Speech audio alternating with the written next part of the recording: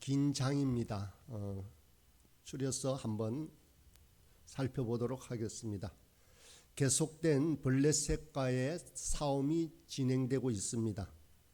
블레셋은 병거가 3만 대에 거할 정도로 막강한 군사였습니다.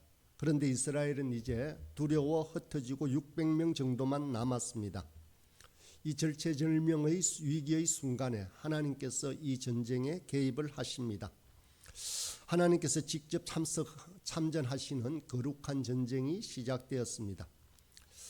어떤 의미에서 이스라엘 땅에서 벌어지는 전쟁은 모두가 방어적인 성격이고 하나님께서 함께 하시는 전쟁이어서 거룩한 전쟁이었습니다. 그래서 여러 가지 의식들이 동반됩니다. 오늘 본문에 나오는 가장 결정적인 의식은 금식의 선포입니다. 24절에 사울이 백성에게 맹세시켜 경계하여 이르기를 저녁 곧 내가 내 원수에게 보복하는 때까지는 아무 음식물이든지 먹는 사람은 저주를 받을지어다. 옛날 고대의 전쟁은 하루 종일 계속되는 전쟁이었습니다. 그런데 군사들이 종일 먹지도 않고 싸운다는 것은 말이 되지 않습니다. 그런데 금식을 하는 이유는 하나님이 함께 하시기를 원하기 때문이었습니다. 그런데 이 금식 때문에 문제가 발생했습니다. 이 금식 명령을 듣지 못했던 사울의 아들 요나단이 야생꿀을 찍어 먹음으로 이 명령을 어기게 되고 죽을 뻔한 위기를 겪게 됩니다. 그러면서도 요나단은 간파했습니다. 아버지 사울이 쓸데없는 짓을 했다라는 것을 말입니다. 그래서 29절과 30절에 이렇게 말합니다. 요나단이 이르되 내 아버지께서 이 땅을 곤란하게 하셨도다. 보라 내가 이 꿀 조금을 맛보고도 내 눈이 이렇게 밝아졌거든. 하물며 백성이 오늘 그 대적에서 탈취하여 얻은 것을 임의로 먹었더라면 블레셋 사람을 살육함이 더욱 많지 아니하였겠느냐.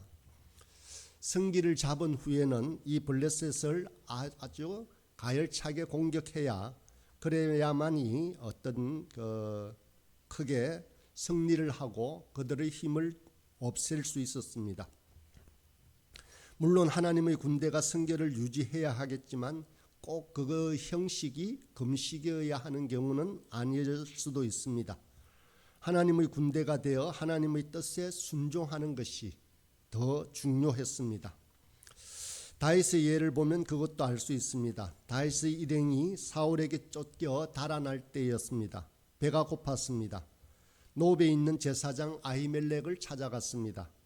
아히멜렉이 이 떡을 다윗과 함께 하던 그 소년들에게 주었는데 그 떡은 어떤 떡인가 하면 성소에 진설되었던 떡이었습니다.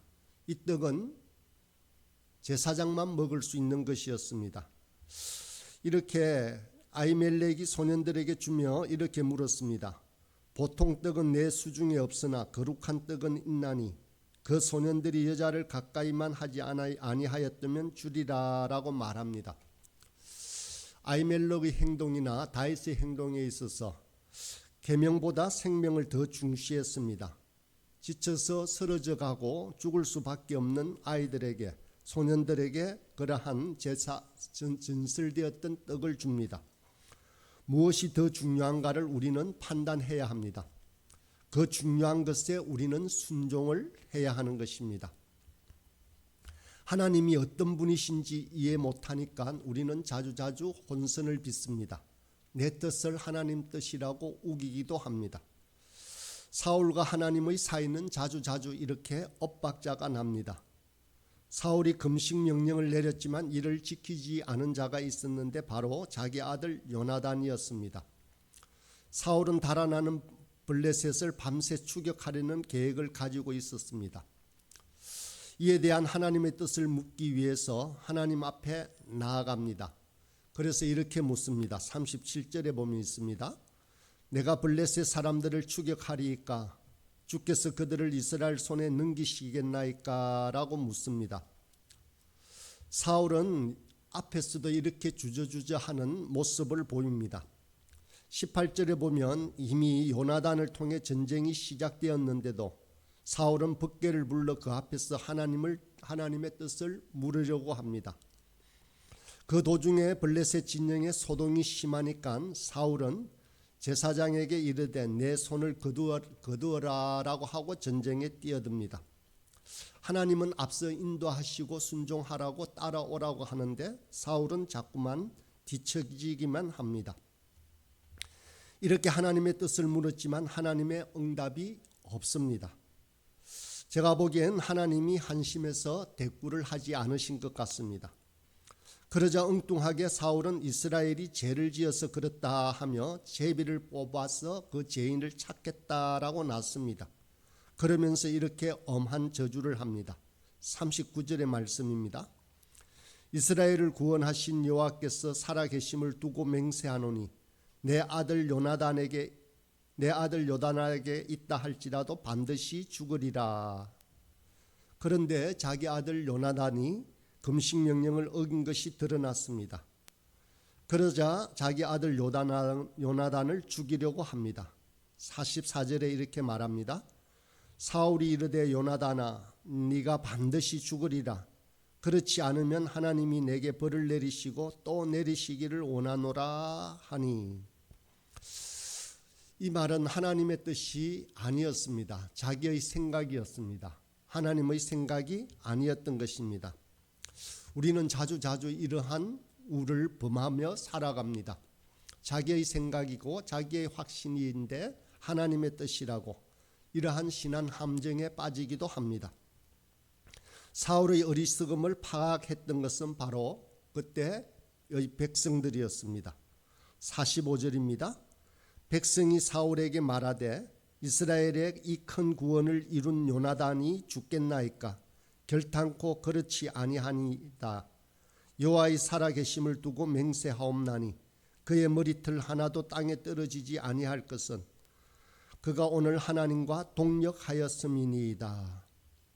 백성들은 하나님이 요나단과 함께하는 것을 눈으로 목도하였습니다. 백성들이 옳은 판단을 하고 있는 것입니다. 사울의 어리석음으로 인하여서 그의 권위는 실추되었던 것입니다. 사울은 무엇이 죄고 무엇이 중요한지를 판단 못하고 있는 것이었습니다. 사울은 죄에 대해서 단호해야 할 때는 그렇지 못한 모습을 보입니다. 본문 32절 이후에 언급된 사건에서 하루 종일 금식 명령을 내렸기 때문에 백성들이 배가 고팠어 금식 명령이 해제되자마자 백성들이 양과 소와 송아지를 잡아먹었는데 급한 나머지 피채 먹고 말았습니다. 피는 생명이고 그 생명의 주관자는 하나님이시기에 하나님의 것을 먹으면 안 된다라고 하는 아주 중요한 그러한 계율이 있었습니다. 그래서 이스라엘은 짐승을 잡을 때에 성전이나 성소에서 잡고 그 피를 뺀 후에 먹어야만 했습니다. 이것은 하나님과의 어떤 구별 때문에 꼭 지켜야 할 엄한 계명이었습니다. 나중 신약의 사도행전의 예루살렘 회의에서도 이방인들에게 꼭 지켜야 할 명령이 우상의 더러운 것과 음행과 목매어 죽인 것과 피를 멀리하라라고 하는 이러한 명령이었습니다. 그런데 이러한 명령에 대해서는 사울은 아주 쉽게 넘어가고 맙니다. 너희가 믿음이 없어 행하였도다라고 심드렁하게 말하고 넘어갑니다. 그러고는 큰 바위로 가져오라고 하고 그 바위 위에서 피를 다 뺀 후에 나중에는 먹도록 합니다. 34절에 보면 사울이 이르되 너희는 백성 중에 흩어져 다니며 그들에게 이르기를 사람은 각기 소와 양을 이리로 끌어다가 여기서 잡아먹되 핏째로 먹어 여호와께 범하지 말라라고 비로소는 그렇게 명령을 합니다. 그런데 이 여기에서 아마 바위 위에서 잡은 짐승을 올려놓고 아래로 피가 빠지게 해서 제단으로 삼았던 것 같습니다. 35절에 보니 사울이 여호와를 위하여 제단을 쌓았으니 이는 그가 여호와를 위하여 처음 쌓은 제단이었더라라고 합니다. 어찌 보면 이 제단은 엉터리 제단입니다. 야곱이 세웠던 베델의 돌처럼 여호와의 제단이 그렇게 만들어진 것입니다. 사울은 중한 죄는 처리하지 못하고 어물쩍 넘어가는 모습을 보입니다.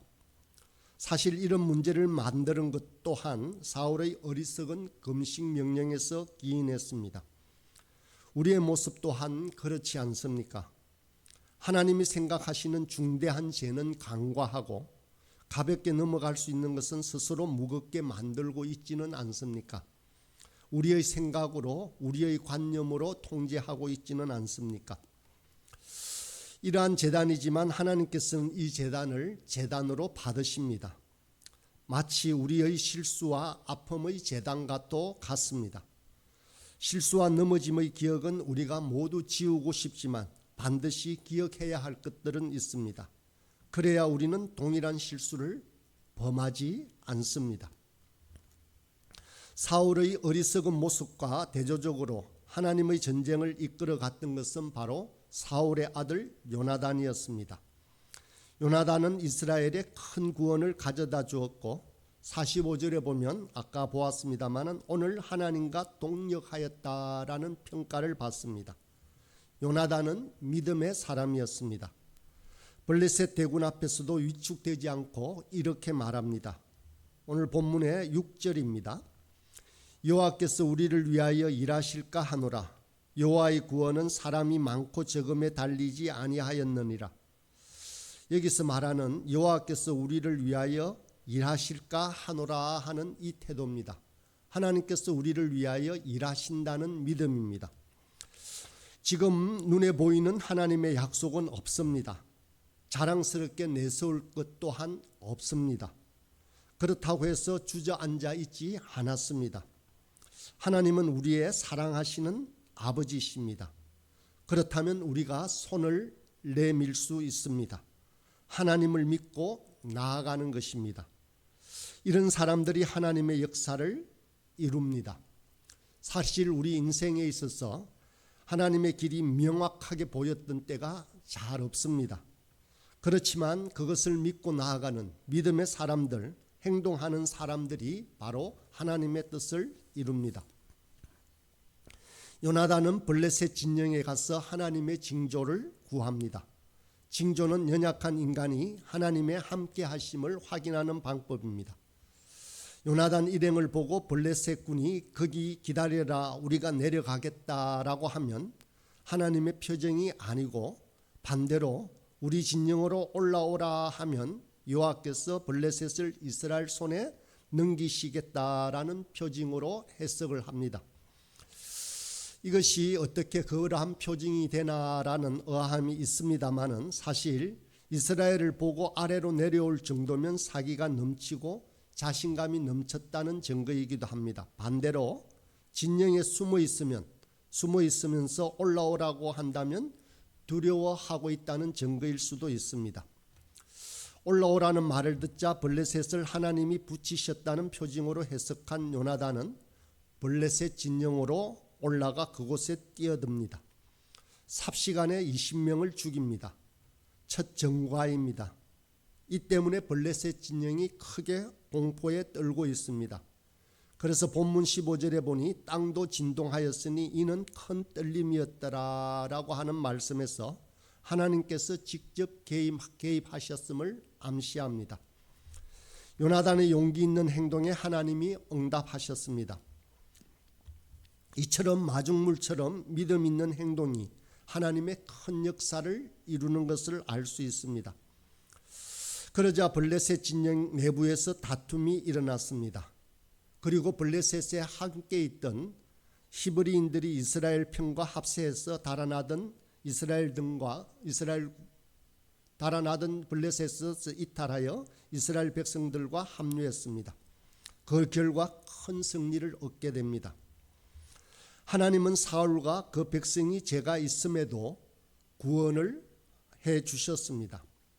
이것은 이스라엘 백성을 긍휼히 여기는 하나님의 자비가 훨씬 더 컸음을 말해줍니다.